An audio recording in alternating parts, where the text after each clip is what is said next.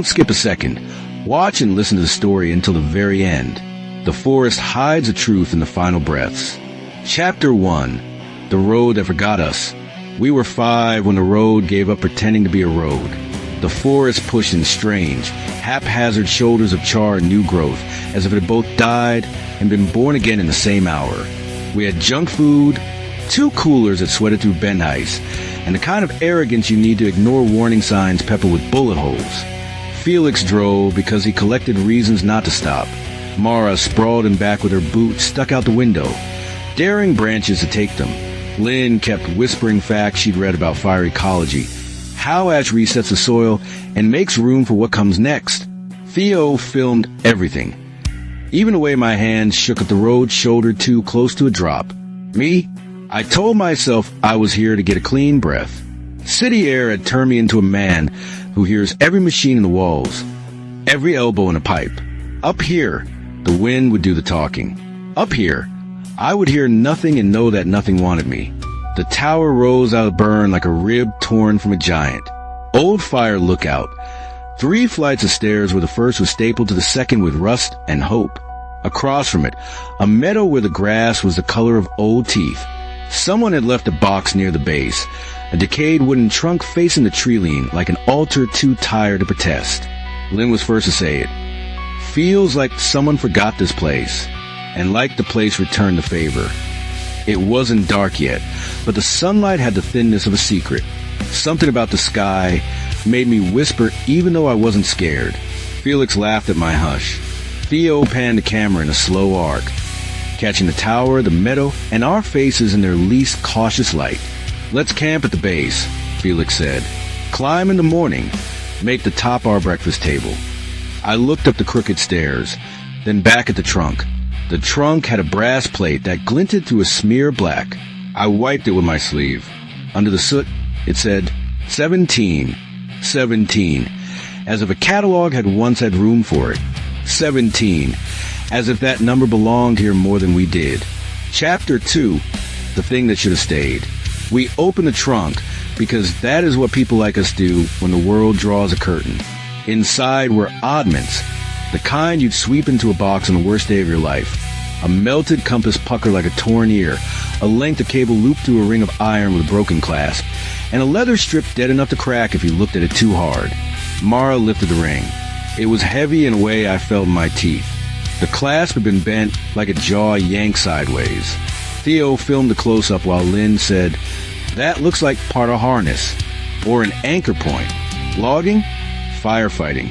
Felix, ever unhelpful, souvenir, he slipped the ring over his belt like a joke. It thudded dumbly against his hip. The forest did not change. The air did. That's the only way to say it. The very practice of breathing had the grit of a bad idea. We made camp. We did the ordinary rituals humans use to keep the night from knowing their names. Tents rose like weak teeth. We burned damp with that hiss back at us. We toasted marshmallows until they caught, black bubbles cracking like punctured lungs. Theo filmed our hands in the snack bags and sky adjusting frame by frame to absence. It came in that absence long before the dark.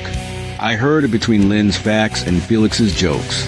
Something tabulated our sounds, counted them, subtracted them. At dusk, the meadow shivered. Something tall moved at the tree lean, and then didn't. I told myself I had seen a tree decide to lean. Mara said to stop staring at nothing. It makes nothing feel important. That night, I dreamed a sequence like a training film. A man climbing, a belt slipping, a ring half-fastened, a beating heart that measured each second like an auditor. The ground hit me in the dream so hard that I woke with grit between my teeth and the taste of iron in my mouth. Felix snored.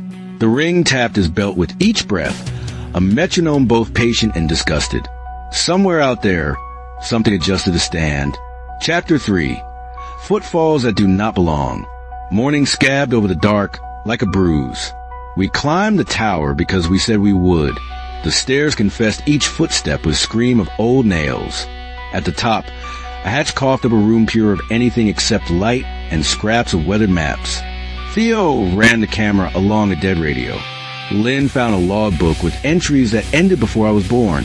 The final page had a scrawl that started straight and derailed into a tear. Felix hooked the ring over a nail as if to prove a point. The nail tore free. The ring thudded through a map, and the tower shuddered in a way that suggested regret. Mara said she'd go down first to make coffee. Her boots framed the steps for a second, then slipped away. In the next breath, her voice reached us from below, but not from the bottom, from the meadow. "Guys," she called too calmly, "did one of you mess with the tents?" We hadn't. From above, I saw the zipper teeth on her tent pulled so far back they looked dislocated. The coolers have been set in a circle. Our bags have been emptied, not dumped but arranged in a spiral like the ear of a giant listening flower. In the center, the ring's cable lay coiled as a question mark. We went down fast, too fast for stairs. The tower is a machine that punishes haste, and by the time my boots hit dirt, my lungs were a forge. The meadow had a new trail cinched into it, a narrow line pressed by weight, not by wheels, too even, too calm. "What animal?" Theo asked. Lynn swallowed. "Something bipedal. Heel to toe.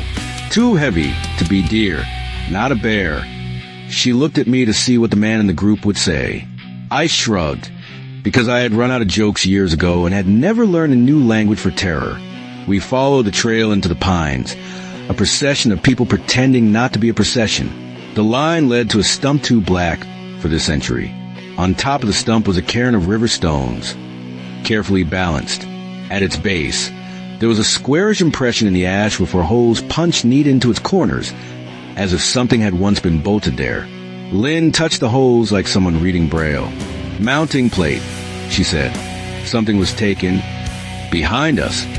The ring thumped in the meadow where Felix had dropped it. It hadn't rolled. It hadn't bounced. It had been lifted and set down. The sound was motion. The sound was punctuation. That was when the forest tried out a sound it had not made for us yet. A step, long, then long again, as if the earth itself practiced walking. It halted where we had camped, took the measure of our circle, and then continued toward where we stood breathing on a stump that had held a memory as if it were a lock. Mara whispered, "We need to go." The meadow, the tower, 3 breaths away. We did not move. When you know your prey, your bones remember an older animal that learned stillness before it learned speed. Chapter 4. The Hush That Hunts.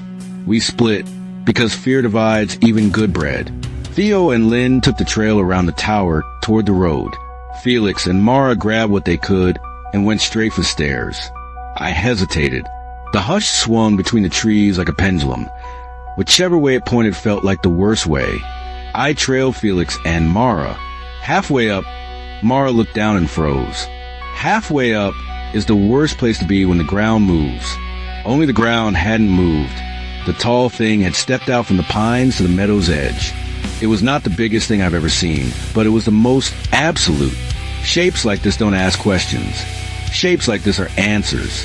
Its head was made of what looked like a cowl of old insulating cloth tarred stiff. The kind of person would wear to protect against sparks that stopped caring about skin. Over that cowl, plates of rusted metal had been wired and tied like excuses. Its chest was the rigid, inflated permanence of a man who died with his lungs full. Around its neck, where a ring and cable should have been, there was only a scar of emptiness, as if the missing weight had taken the weight of its name with it. Mara did not scream. She said Felix's name, how you might set a glass down. Felix went still, his hands spread. The thing stepped up to the tower. The steps did not shake. It had no interest in drama. The ring lay at the base of the first stair. It bent to take it. Its gloves were not gloves at all. They were hands that had learned from heat how to hold without mercy. When it straightened, the ring hung where a ring is meant to hang. The clasp clicked, not tight, but committed. All of this took a slice of time thin enough to see through, but thick enough to cut us. Then it looked up, not to us, past us. It looked up the tower to a point where it would ended and the skies started, and seemed dissatisfied by how easily the eye could slip from one to the other. Felix moved first. He tried to pull Mara past himself, as if he could reverse priority by rearranging bodies. The tower disagreed. Steps do that.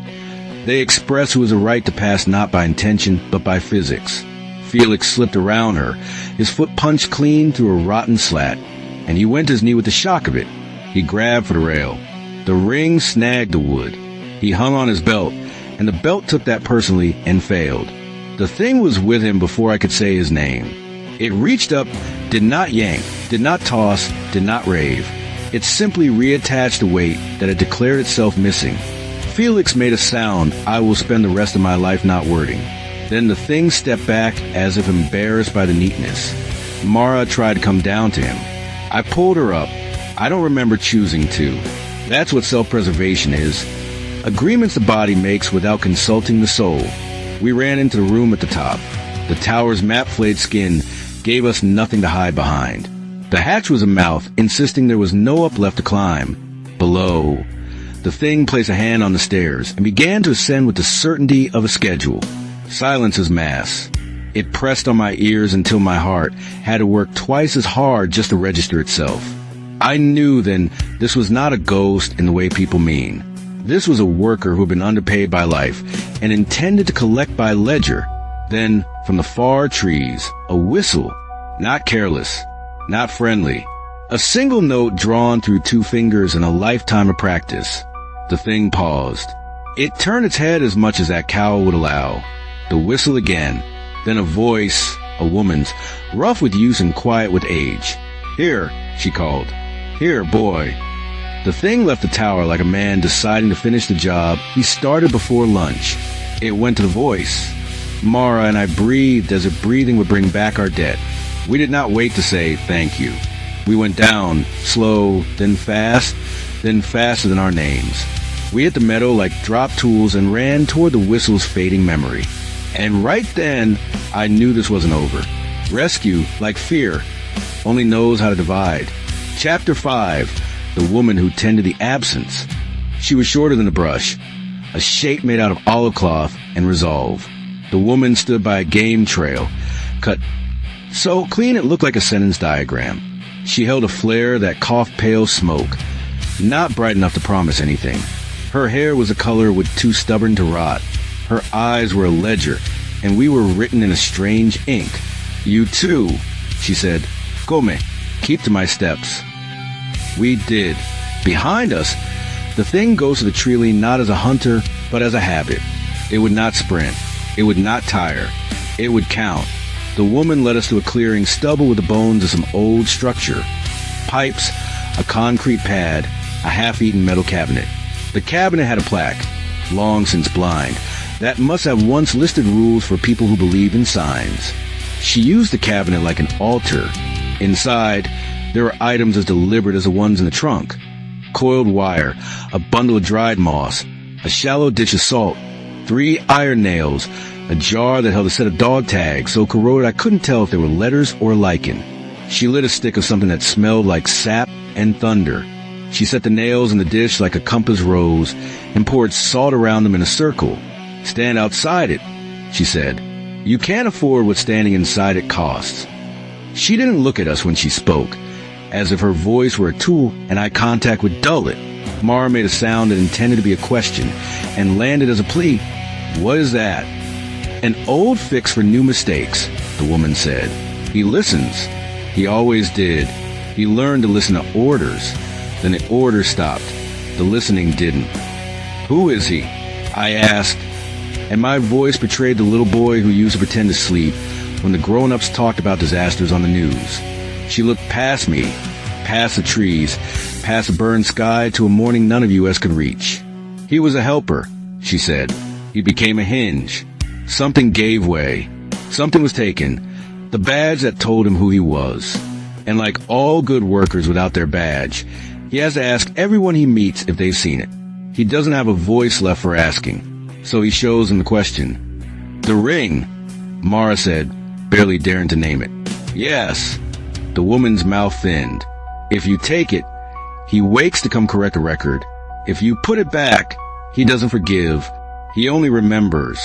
Memory is heavier than forgiveness." "Will he stop?" I asked. She shook her head. "He doesn't do stopping. He does finishing." I thought of Theo and Lynn on the road. I thought of Felix, whose last sound had not been a voice. I thought of the tower, the map room, how the wind there had nowhere safe to go. All of these thoughts became one thought with a hard shell.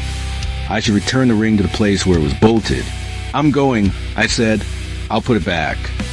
Mara grabbed my wrist. "Don't." The woman regarded me as if weighing whether words were worth the price. "You can return it," she said. "You cannot make it before he does. You can only make it with him." In the trees, branches rearranged themselves in that cruelly patient way the tall thing had of being nothing, and then being very much. The woman snuffed the flare with dirt. "Go," she said to us. "Straight to your guilt. Don't cut across it. That only makes it last longer." Chapter 6. The Return and the Receipt. We did not run to the tower. We were admitted to it by the same logic that had invited us before. We wanted to be where the last clean view of the world had once been catalogued. The ring had found its way back to the thing's neck. I was not sure if taking it now would be theft or repentance. At the base of the stairs, I turned. The tall shape waited at the border of the meadow, where the burned grass made an honest edge. It did not posture. It did not advance. It understood something I was only learning, that a man will bring himself to his reckoning if you hand him his own map. We climbed. We complained. Air held its breath to see if we deserved ours. In the room, the same dead radio sat like an old law. I found the mounting plate we'd seen by the stump, a twin, but not a match. There were holes in the floor where something had been ripped away. I put my fingers there and felt the tower tell me what it remembered. Weight tension, a man's last appointment with gravity. I took off my belt, which was not built for anything but holding back a stomach. I looped it through the ring at the thing's throat while he watched from below. He did not move. He allowed it, as if curious what I thought belts were for. The leather squealed. My teeth hurt again. "Help me," I told Mara. We threaded the belt through the holes in the floor, the buckle scraping like a rat in a wall. The ring lay on the map, as if expecting coordinates. I set over the holes. It was a bad fit, which is the same as most apologies. We tightened what we could. The belt lay flat. Trying to be a strap, it wasn't enough. It was never going to be enough. I looked down into the stairwell. He was there because he was always there. I waited for him to step onto the first slat and end the lesson. He didn't. He waited. He wanted me to understand that there are customs even among the silent. If you intend to make a thing right, you must also be prepared to be measured by the thing you claim to honor. I leaned out of the hatch with the ring in my hands and spoke as if words could find a seam in the cowl. "It's back," I said. "It's back where it belongs." He put one foot on the step. We groaned. I threaded the ring under the holes and yanked, aligning it as closely as I could with the geometry that had been decided by men who believed their drawings would keep the world from folding up. The second foot, a second groan. The map tore around the ring like paper resisting a nail. I swallowed my fear like a hot coin. I did not have a voice left for bargaining. I had to work. I pulled. The belt creaked. The ring settled and shuttered the tower from roof to ground. It met its place like a lock that recognized the key it had forgotten it wanted. He stopped, his head tilted. A stillness fell that was different from the hush of before. The stillness had edges. It could cut a throat without entering the room. "Please," Mara said. Not to him, to the air that judges fools and the living. He took a step back, then another. He stood in the center of the meadow as if the earth had chalked an X there and written his name under it. He reached up with two slow, careful hands and touched the emptiness under his throat where the ring had been, now replaced by the pulsing ghost of it. He held nothing. He held it like something holy. Then he turned, not to go, but to orient. He faced the line toward the stump, toward the cairn, toward the ash where the mounting plate's ghost lay. He began to walk, not away from us, not at us, but on his own axis, like a needle aligning to a magnet the earth had buried under all its other secrets. We waited until he was a figure more idea than man. We descended. The woman was gone from the clearing of pipes. Theo and Lynn were not at the road. Our coolers had been set back in a line, right where we left them in our first foolish hour. The 10 zippers, rewoven by unseen hands, lay quiet. The camera sat on the steps, its battery dead. its last recorded image a white square full of the shape of breath. We left as the day failed to choose whether to brighten or dim. At the edge of the forest, where logging scars pretended to be paths, I looked back. The tower stood inside its own memory. A movement at its top? No, not movement. The absence of movement. A pause long enough to feel personal. In the truck, the road remembered us now that we were fewer. No joke cut through the air. No fact saved us. Mara slept in the uncomfortable posture of a person who has promised herself she will not dream. I drove. I kept my hands quiet on the wheel. We reached the first town like people who have been delivered by a system they do not understand. I turned the keys over, and they became stupid metal again. I told the first officer, who would listen, that there were people still out there. I told him about a worker who hadn't finished. He nodded the way men nod when the world demands a specific form, and they are the wrong shape. Back home, I can feel him some nights, a pressure drop inside my ribcage. I hear how the earth steps when it has remembered which way to lean. On my desk is a drawing I made of the ring and the holes and the map that tore and the line that led to the stump and the numbers that seed everything with meaning even when they shouldn't. In the corner I wrote, "The only note that matters. Do not take what keeps a name in place. If you ever go there, walk softly past the tower. The meadow will forgive you if you never step into it. If you find a ring where no ring should be, leave it. If you hear a step that is not yours, keep counting your breaths, not his. He doesn't stop. He finishes. That is the only kind of mercy the forest can stand to keep." If this story kept you with the lights on, subscribe to the channel, activate notifications so you don't miss the next tale, give the video a like, leave a comment with your theories, and share it with someone who thinks the woods are quiet.